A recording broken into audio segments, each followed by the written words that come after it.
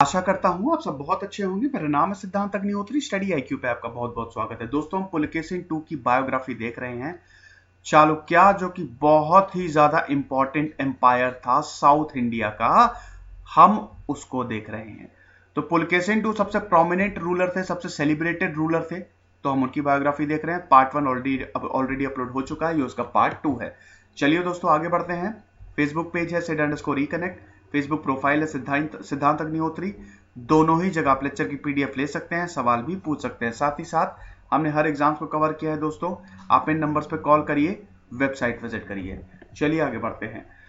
अब ये मैप आप दोबारा देख लीजिए। हमने पार्ट 1 में देखा था, आपको याद है, हम दोबारा देखेंगे। देखिए नॉर्थ में क्या है, हर्षवर्धन का एम्पायर, जिनको जिनको क्या बोला जाता है, लॉर्ड ऑफ द नॉर्थ। ठीक है, उत्तर का राजा हर्षवर्धन। इधर साउथ में क्या है, चालुक्याज अंपायर, चालुक्याज डायनेस्टी। ठीक है ना, तो आप देख ही सकते हैं।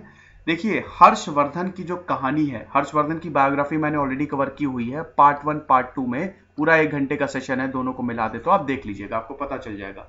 हर्षवर्धन मेरे तो बहुत ही फेवरेट राजा है, इनफैक्ट मोस्ट फेवरेट राजा है। हर्षवर्धन ने जब सत्ता संभाली थी तो बहुत ही खतरनाक सिचुएशन थी। ठीक है ना, इनके बहनोई को मार दिया गया था। इनकी जो बहन है वो सुसाइड करने जा रही थी, आत्महत्या करने जा रही थी। इनके पिताजी का देहांत हो गया था उसी समय। इनके भाई को मार दिया गया था। तो दोस्तों बहुत ही खतरनाक कंडीशन थी, और खाली 15 साल की उम्र में हर्षवर्धन ने सत्ता संभाली थी, 605 606 में। ठीक है, अब दोस्तों अगर यहां पे पुलकेशिन टू की बात करें तो हर्षवर्धन और पुलकेशिन टू की जिंदगी सिमिलर है, बहुत मायनों में सिमिलर है, और साथ ही साथ चलती है। इवन दोनों का नेचर भी सिमिलर है। ठीक है, जिस तरह के दोनों थे, दोनों रिलीजियसली टॉलरेंस थे, हर धर्म के प्रति दोनों का ही सम्मान था। तो यहां पे दोनों कहानियां जो है वो पैरेलल चलती हैं एक दूसरे के। हर्षवर्धन और पुलकेशिन टू एक साथ, उम्र भी सेम। ठीक है, और जो सत्ता संभाली हर्षवर्धन ने और पुलकेशिन टू ने, वो भी डेट लगभग लगभग सेम ही है। तो यहां पे दो महान राजाओं का टकराव होना निश्चित था। हर्षवर्धन टकराते ही टकराते पुलकेशिन टू से। अब दो चीजें बोली जाती है। हर्षवर्धन को हराने की कोशिश की जा रही थी। ठीक है, अभी हमने बताया कि इनके परिवार वालों को मारा जा रहा था। तो जो लोगों ने इनके परिवार वालों को मारा था वो भाग गए थे कहां पे, साउथ में। और पुलकेशिन टू, चालुक्य डायनेस्टी एक ऐसी डायनेस्टी थी जो उनको बचा सकती थी, तो यहां पे शरण ली थी और पुलकेशिन टू ने शरण दी थी, ऐसा लिखा गया है। एक थ्योरी जो है वो ये भी है। और उसके बाद जो सबसे एक्सेप्टेड थ्योरी है वो यही बोला जाता है कि हर्षवर्धन ने पूरा एक्सपेंशन कर लिया था। यहां पे जो भी आप स्टेट देख रहे हैं ना, वो सब हर्षवर्धन के अंदर ही काम करते थे। मतलब ये सब विशाल स्टेट थे। हर्षवर्धन को सरेंडर कर दिया था इन्होंने कि ठीक है, हम अपने, हर्षवर्धन ने बोला था कि आप काम करिए, ठीक है, कोई हम रोके टोकेंगे नहीं, लेकिन याद रखिएगा ये पूरी अथॉरिटी हमारी है। ठीक है ना, तो यहां पे क्या था कि ये एक्सपेंशन भी हो रहा था। ये सबसे एक्सेप्टेड थ्योरी है कि जो हर्षवर्धन है वो अपना पूरा एम्पायर जो एक्सपैंड कर रहे थे। उन्होंने नॉर्थ को तो पूरा जीत लिया था, अब साउथ को जीतना था, लेकिन साउथ को जीतना इतना आसान नहीं था, बहुत मुश्किल थी। ये दोबारा राजाओं की लिस्ट है, मतलब ये देख लीजिएगा आप। ठीक है, और इसमें सबसे इंपॉर्टेंट पुलकेशिन टू थे। पुलकेशिन टू की बात हम कर रहे हैं। ठीक है, तो क्या था कि दोनों के बीच में युद्ध निश्चित था। हर्षवर्धन एक्सपेंशन चाहते थे, और नर्मदा नदी के किनारे हर्षवर्धन और पुलकेशिन टू के बीच में भीषण युद्ध हुआ 618 एडी में। हाल ही में हिंदू एडिटोरियल में मतलब एक एडिटोरियल आया था, उसमें यह लिखा था कि अब हम 618 एडी जो है वो, ये डेट जो है वो फिक्स कर सकते हैं, क्योंकि आमतौर पे जो तारीखें हैं वो फिक्स नहीं होती, सर्टेन नहीं होती। ठीक है, तो उसमें रिसर्च चलती रहती है और उसके बाद फिर सामने आती है तारीखें कि हम क्या डेट फिक्स करें। तो 618 एडी आप बोल सकते हैं कि ये वो साल था जब पुलकेशिन टू और हर्षवर्धन के बीच में लड़ाई हुई थी नर्मदा नदी के किनारे। नर्मदा नदी को क्रॉस नहीं करने दिया था पुलकेशिन टू ने, हर्षवर्धन को वहीं पे रोक लिया था। हर्षवर्धन के मंत्रियों ने बहुत कोशिश की हर्षवर्धन को समझाने की कि आप मत अभी युद्ध करिए, हम हार जाएंगे, हमारी सेना अभी इतनी बड़ी नहीं है कि एक पूरी नदी को क्रॉस कर जाए, और ये बहुत मुश्किल होगा, इतना आसान नहीं है, प्रॉपर ट्रेनिंग चाहिए। हर्षवर्धन नहीं माने और उनको खामियाजा भुगतना पड़ा, साउथ में वो जा नहीं पाए। दोस्तों एक चीज और बताना चाहूंगा, नॉर्थ और साउथ की हिस्ट्री जो है भारत में वो बिल्कुल अलग रही है। दोनों का इतिहास अलग रहा है। नॉर्थ में हम देखते हैं इस्लामिक इन्वेडर्स आए, उन्होंने इन्वेड किया, रूल करके चले गए, लेकिन साउथ की इतिहास जो है वो बिल्कुल अलग रहा है। इसीलिए आप देखेंगे कि बहुत ज्यादा डिफरेंस है नॉर्थ और साउथ के कल्चर में और सोच में भी, ठीक है ना। तो साउथ बिल्कुल अलग रहा है। साउथ में चालुक्यास डायनेस्टी आती है, चोल वहां पे रूल कर रहे हैं, चोल वंश रूल कर रहे हैं वहां पे। इसके बाद राष्ट्रकूटा आएंगे, उसके बाद महान विजयनगर किंगडम आएगा। सबकी देखिए, अब मैं सारे एम्पायर्स तो कवर नहीं कर सकता, लेकिन जब मैं सारे राजाओं की बायोग्राफी कवर करूंगा तो उसमें सब समझाता चलता हूं। तो आप देख सकते हैं ना कि साउथ का इतिहास बिल्कुल अलग है, ठीक है ना। तो ये चीज है। तो अब यहां पे हर्षवर्धन को नर्मदा नदी को क्रॉस नहीं करने दिया था, पुलकेशिन II ने वहीं रोक लिया था। अब मजे की बात यह है कि पुलकेशिन II ने जब यह काम किया, हर्षवर्धन को हराया, तो उसके बाद भैया पुलकेशिन II की जो साख है, ठीक है ना, जो इमेज है वो बहुत बढ़ गई। फिर तो लोग एकदम झुकने लगे थे। ये बहुत बड़ी बात है, क्योंकि इतने बड़े राजा को हराना, हर्षवर्धन उस समय सबसे बड़े राजा थे, और इतने बड़े राजा को हराना ये बहुत बड़ी बात थी। हर्षवर्धन के कौन कोर्ट पोएट थे? बनभट्ट। और बनभट्ट ने जो लिखा है भैया लिटरेचर, जो दो उन्होंने लिखे हैं, कादंबरी और हर्ष चरित्र, उसमें इस हार के बारे में कुछ नहीं है। अब जाहिर सी बात है, हर्षवर्धन की नेगेटिव इमेज कौन दिखाना चाहेगा? ये तो नकारात्मक इमेज हो गई ना। अब ये थोड़ी ना कोई दिखाएगा। तो यहाँ पे बनभट्ट ने कुछ नहीं लिखा है, लेकिन पुलकेशिन II ए होल इंस्क्रिप्शन पे ये पूरे अकाउंट है कि भैया उन्होंने तो हर्षवर्धन को हरा दिया था, ठीक है। तो ये चीज, अब वापस आ गए थे वो हर्षवर्धन, ठीक है ना। तो ये चीज है। अब उसके बाद दोस्तों क्या हुआ कि पल्लव से, अब हम फ्यूड्स देखते हैं कि क्या हुआ था। पल्लव से 200 सालों तक इनका युद्ध चला था। और ये युद्ध क्यों हुआ था? जो कृष्णा और तुंगभद्रा का जो बहुत ही फर्टाइल रीजन है, बीच में है ना। पल्लव हमने मैप में देखा था ना कि साउथ में है, जस्ट साउथ सदर्न पार्ट में पल्लव्स का रूल है, ठीक है ना। तो पल्लव्स रूल करते थे, और ये जो तुंगभद्र और कृष्णा का फर्टाइल रीजन है, इसके लिए युद्ध होता था कि ये हमको चाहिए। बहुत कोशिशें की पल्लव्स ने, चालुक्यास ने, दोनों को हराने की। कभी पल्लव जीतते थे, कभी चालुक्यास जीतते थे, और कभी कोई रिजल्ट नहीं होता था बैटल का। लेकिन दोस्तों यहां पे एक जानने वाली बात यह है, 200 सालों तक युद्ध चले। बाप रे बाप, 200 सालों तक। दोस्तों मैंने बैटल सीरीज में बैटल ऑफ वटापी, मणिमंगला, पुललूर, ये सब मैंने बैटल्स कवर की है, जिसपे मैंने पल्लव्स और चालुक्यास के फ्यूड को बताया है, ठीक है। तो उसमें मैंने डिटेल वाइज बताया है, तो इसलिए मैं बैटल्स पे नहीं जाऊंगा, ठीक है। इतना कवर वो ऑलरेडी मैंने कवर की हुई है, प्लेलिस्ट में आप देख लीजिए, आपको मिल जाएगी। तो अब ऐसा है कि यहां पे पहले तो चालुक्यास ने, इस पूरे रीजन को वेंगी बोला जाता था, ठीक है ना। इस पूरे रीजन को वेंगी बोला जाता था, ये जो कृष्णा और तुंगभद्रा का फर्टाइल रीजन है। तो यहां पे पहले तो चालुक्यास ने इसको कैप्चर कर लिया, ठीक है। और यहीं से फिर चालुक्यास और वेंगी है 624 में।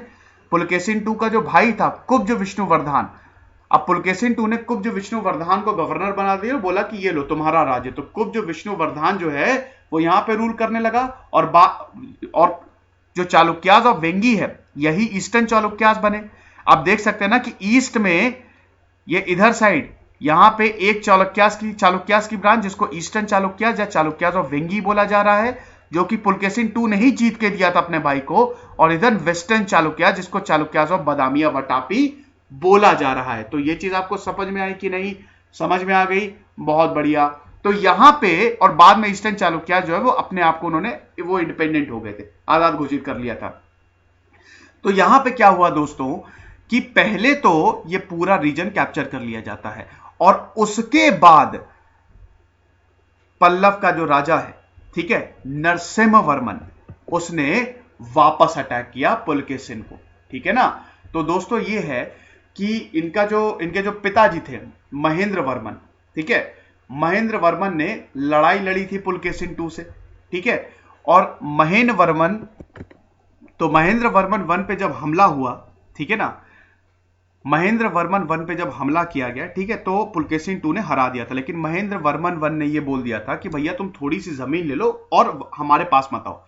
जो पल्लव की कैपिटल थी वो कांची थी, ठीक है। तो कांची पे कब्जा नहीं कर पाया था पुलकेशिन II। महेंद्र वर्मन वन ने बोला था कि लो थोड़ी सी जमीन ले लो और वापस चले जाओ, ठीक है ना। तो ये चीज हुई। अब भैया ये तो बहुत बड़ी बेइज्जती हो गई, ठीक है, महेंद्र वर्मन की बहुत बड़ी बेइज्जती हो गई। तो उनके बेटे नरसिम्हा वर्मन ने इसका बदला लिया। पुलकेशिन टू से नरसिम्हा वर्मन ने बदला लिया और नरसिम्हा वर्मन अपनी आर्मी लेके गया और पुलकेशिन टू की वहीं पे बैटल फील्ड में मृत्यु हो गई थी। तो पुलकेशिन टू हार गया और यहां पे जो चालुक्यास की कैपिटल थी वटापी, इसको कैप्चर कर लिया और तभी ये टाइटल मिला वटापी कोंडा। ठीक है, नरसिम्हा वर्मन ने ये टाइटल लिया था वटापी कोंडा। ठीक है, वटापी को जीतने वाला, कंकरर ऑफ वटापी। तो ये चीज थी। अब उसके बाद पुलकेशिन टू के बेटे विक्रमादित्य ने बदला लिया। तो ये जो पूरे, फिर उसके बाद जब विक्रमादित्य ने पल्लव्स को हराया तो वहां पे फिर पल्लव्स के राजा के बेटे, उसने बदला लिया, इधर चालुक्यास थे। तो ये 200 सालों तक ये जो बदले की कहानी है ये चलती रही और फाइनली लड़ते लड़ते चालुक्यास की इकोनॉमी पूरी की पूरी ध्वस्त हो गई, खत्म हो गई। और उसके बाद चालुक्यास को मिलके सबने हराया। पल्लव्स, गंगास, कादम्बास और राष्ट्रकटास ने मिलकर हराया और बाद में राष्ट्रकटास ने सारे एरिया को जीत लिया। पल्लव्स को भी हरा दिया जाता है और राष्ट्रकटास एक बहुत ही प्रोमिनेंट डायनेस्टी बनके उभरती है। तो ये कहानी है चालुक्यास की और ये कहानी थी पुलकेशिन टू की। और एक बहुत ही लेजेंडरी ये लाइफ रही है दोस्तों। जबरदस्त राजा थे और काफी बेनोवेलेंट थे। अब दोस्तों ऐसा है कि ये चीज मैं ऑलरेडी बता ही चुका हूं, ठीक है, तो ये मैं अब नहीं बताऊंगा, ठीक है, कि किस तरीके से ये सब, कई बार मैं इसको रिपीट कर चुका हूं। तो अब दोस्तों ऐसा है कि अब अगर हम बात करते हैं चालुक्यास की, ठीक है, पुलकेशिन टू की, तो यहां ये बहुत ही बेनोवेलेंट राजा थे, ठीक है, काइंड थे, ठीक है, और हर धर्म की यहां पे इज्जत थी, रिलीजियसली टॉलरेंट था इनका जो पूरा किंगडम था, ठीक है, चाहे बुद्धिज्म हो, चाहे जैनिज्म हो, चाहे शैविज्म हो। आपको बताना चाहता हूं कि साउथ से ही भक्ति मूवमेंट स्टार्ट हुआ और नैनास, अलवर्स जो कि वैष्णव भगवान विष्णु को पूजते थे और नैना जो भगवान शिव को पूजते थे, ठीक है ना। तो यहां पे अब भक्ति मूवमेंट पे मेरा पूरा का पूरा एक लेक्चर है। तो साउथ से ही ये स्टार्ट हुआ और उसकी नींव जो है ना वो चालुक्यास ने ही रख दी थी। चालुक्यास और पल्लव्स दोनों ने ही रख दी थी। यहां से ही ये भक्ति मूवमेंट जो है इसकी शुरुआत हुई। 8th सेंचुरी से ये स्टार्ट हुआ था ना, ठीक है ना। और 6th to 8th सेंचुरी किसका रूल था? पल्लव्स और चालुक्यास। तो ये चीज आप समझे, ठीक है, इसमें कोई प्रॉब्लम नहीं है। चलिए, वेरी गुड, अगर कोई प्रॉब्लम नहीं है। देखिए, हिंदुइज्म तो सबसे बड़ा है, नो डाउट। हिंदुइज्म मतलब उस समय भी सबसे बड़ा था और भारत में तो हिंदुइज्म सबसे बड़ा है। तो यहां पे क्या है कि ये जो पूरी डायनेस्टीज थी, ठीक है, चालुक्यास डायनेस्टी, हिंदुइज्म का भी बोलबाला था। बुद्धिज्म डिक्लाइन किया, हमने मॉर्यंस में देखा था। और जब हर्षवर्धन की बायोग्राफी हमने रिव्यू की थी तो हमने देखा था कि बुद्धिज्म एकदम अपने पीक पे था। नॉर्थ में तो बुद्धिज्म का सब कुछ बहुत बढ़िया चल रहा है, ठीक है, बुद्धिज्म अपने पीक पे है और सब चीज। हर्षवर्धन जो है वो भर भर के बुद्धिस्ट मॉन्कों को खूब सारी क्या कहते हैं कि खूब डोनेशन दे रहे हैं, पैसे दे रहे हैं। लेकिन साउथ में बुद्धिज्म जो है वो धीमे धीमे डिक्लाइन होना शुरू हो गया, ठीक है। ये चीज थी। कास्ट सिस्टम था यहाँ पे, ठीक है, कास्ट सिस्टम था। ब्राह्मण सबसे हाईली रिस्पेक्टेबल पोजीशन उनको दी जाती थी। उनको लैंड ग्रांट्स भी दिए जाते थे ताकि वो मंदिर बनाए। ये हमने चोल में भी देखा था। तो साउथ की जितनी डायनेस्टी थी वो लगभग लगभग इसी तरीके की थी, ठीक है ना, ऐसी ही थी, है ना, कि यहाँ पे कास्टिज्म जो था वो था। यज्ञ होते थे, सैक्रिफाइसेस किए जाते थे, ये भी आपको बता दूं, ठीक है, अश्वमेध, वाजपेयी, ये सब यज्ञ जो है वो किए जाते थे। तो यहाँ पे पुलकेशिन टू और ये जितने भी थे चालुक्यास वो भी करते थे। तो कोई ऐसी इसमें दिक्कत नहीं है। एडमिनिस्ट्रेशन, अगर मिलिट्री एडमिनिस्ट्रेशन की बात करें तो दोस्तों आपको हाथी यहां पे बहुत मिलेंगे, है ना। साउथ की जो डायनेस्टीज थी चालुक्यास के पास हाथी बहुत थे, है ना। तो यहां पे हालांकि वैसे तो इनके पास इन्फेंट्री थी, ठीक है, पैदल सेना थी, कैवलरी थी, घुड़सेना थी और भैया हाथी भी थे। तो हाथी पे चढ़ के जाते थे लड़ने और बड़ा मुश्किल होता था फिर इनको हराना। एक चीज और बताना चाहूंगा दोस्तों, मिलिट्री की बात आई ही है तो एक चीज और बताना चाहूंगा। सिपाहियों के लिए यहाँ पे सबसे ज्यादा ऑनर मैटर करता था। अगर सिपाही जो है कोई जंग हार जाते थे, ठीक है, तो वो सुसाइड तक कर लेते थे। और यहाँ पे आपको बता दूं ह्यून सांग, ठीक है ना, ये कौन था भैया? चीनी यात्री था, ठीक है, बुद्धिज्म को पढ़ने आया था। मैंने हर्षवर्धन ने बताया था, ठीक है, कि चाइना से आया था ये। और पहले तो ये आसाम चला गया, कामरूप, उसके बाद फिर यहाँ पे आया हर्षवर्धन के पास। तो हर्षवर्धन के पास ये रहा, नालंदा यूनिवर्सिटी में इसने पढ़ाई की। उसके बाद ये पुलकेशिन II के यहां भी गया, ये साउथ में भी गया। इसने देखा कि पुलकेशिन II का, देखते हैं वहां का क्या हाल है और वहां का किस तरीके से जो इनका रूल है वो है। तो पुलकेशिन II ने ह्यून सैंग को बहुत ही अच्छे से उनका आदर सम्मान किया, उनको ग्रीट किया, उनका स्वागत किया। और ह्यून सैंग ने यहाँ पे बनाया कि बहुत बड़ा किंगडम था ये, जो किंगडम था ये काफी फ्लरिशिंग किंगडम था और यहाँ पे लोगों की लाइफस्टाइल भी काफी अच्छी थी, ठीक है ना। तो ह्यून सैंग ने भी काफी तारीफें की है वैसे पुलकेशिन II की, ठीक है। उसके बाद दोस्तों जो प्रिंसिपल सोर्स ऑफ रेवेन्यू था वो आपको पता ही है कि उस समय लैंड रेवेन्यू ही सबसे इंपॉर्टेंट रहता है, ठीक है। लैंड रेवेन्यू, एग्रीकल्चर टैक्स, ठीक है, ये सब कलेक्ट किए जाते थे और इनके लिए ऑफिसर्स नियुक्त किए जाते थे, सामंत को नियुक्त किया जाता था यहाँ पे। फिर क्लरिकल था, डायरेक्ट और इनडायरेक्ट टैक्स दोनों ही वसूले जाते थे, ठीक है ना। और यहाँ पे जो मोनार्की थी, ठीक है, वो तो पता ही है आपको, मोनार्की थी, वन किंग का, राजा महाराजा का रूल था, ठीक है। और उसके बाद उनका पूरा मंत्रिमंडल था जो कि देखता था, ठीक है। तो इसमें कोई प्रॉब्लम नहीं होगी।